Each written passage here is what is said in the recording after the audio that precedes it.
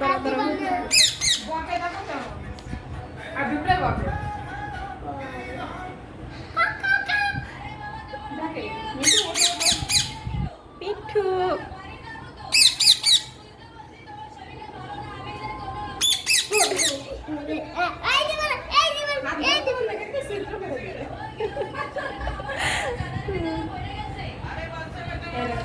খুব চাপ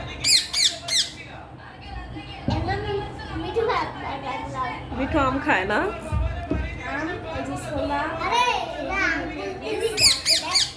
এই আঙ্গুল কাটা এই আঙ্গুল কাটা